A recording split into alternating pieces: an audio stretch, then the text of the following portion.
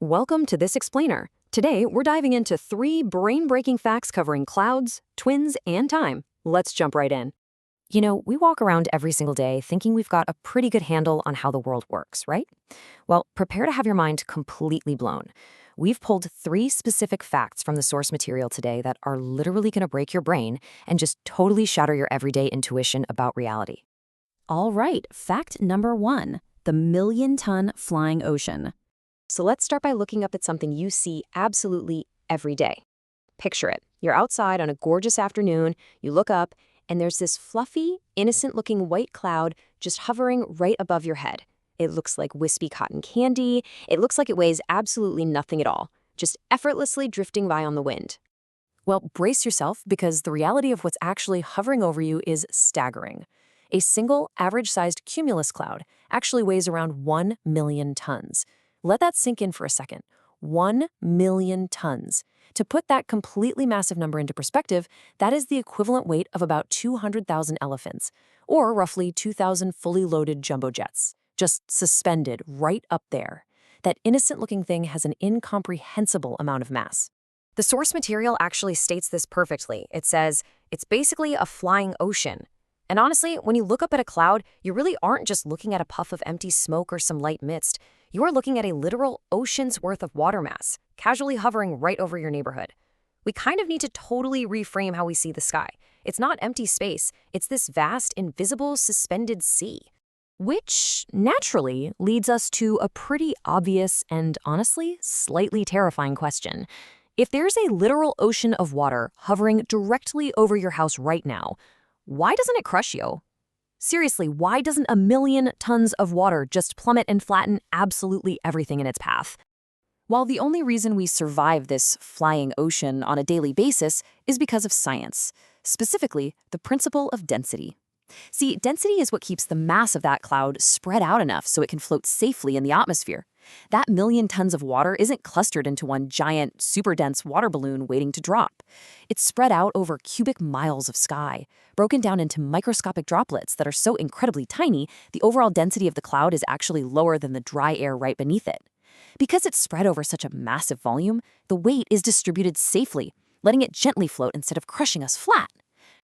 Moving right along to fact number 2, the identical twin crime myth. Let's zoom all the way in from the sky down to the microscopic details of human biology.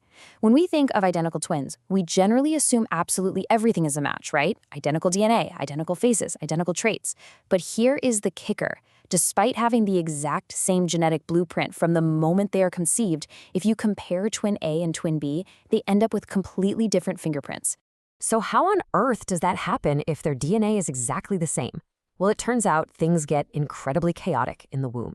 Fingerprints aren't just stamped on by some rigid genetic code. They're actually sculpted by the highly unpredictable environment inside the womb itself.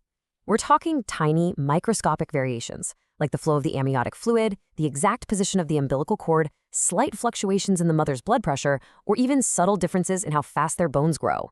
All of these chaotic little variables cause the skin to buckle and fold in entirely unique ways, forever altering those patterns before the twins are even born.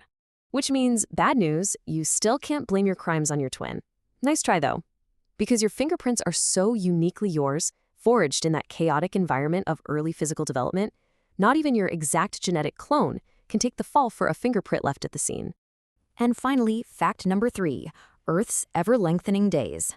For our last fact, we're zooming all the way out to a planetary scale to look at how the Earth itself moves through deep space.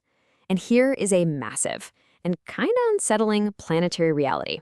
Earth is actually slowing down.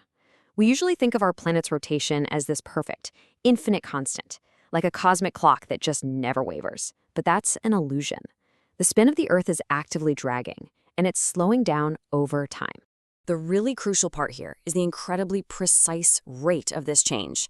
Our days are getting longer by exactly 1.8 seconds every single century. Now I know, 1.8 seconds a century might sound absolutely tiny, but when you stop and think about the monumental planetary forces required to create that drag, like the immense gravitational pull of the moon constantly tugging against our massive oceans and creating global friction, you start to realize just how profound that slow, methodical planetary shift actually is. Because when you compound 1.8 seconds over millions of years, the math gets wild. Let's travel back into deep time for a second. If we go back 600 million years ago, a single day on Earth lasted just 21 hours. Just imagine standing on an ancient Earth, spinning so much faster, whipping through days at a completely dizzying pace compared to the 24-hour cycle we're used to today. I mean, if you lived 600 million years ago, your entire day and night cycle would be heavily compressed. Imagine having to wake up 3 hours earlier every single day. Gross. I think we can all agree that our current 24-hour cycle is way better than losing 3 hours of your precious day to a faster spinning prehistoric planet. So we've covered a million-ton flying ocean held up entirely by density, the chaotic womb environment that ruins the perfect identical twin crime, and the fact that the very rotation of our planet is slowing down and stretching out our days. Now, I want to pass this over to you as we wrap up this explainer. Think about everything we just talked about. Which of these facts broke your brain the most? Let that sink in, keep asking questions, keep looking at the data, and we'll catch you next time.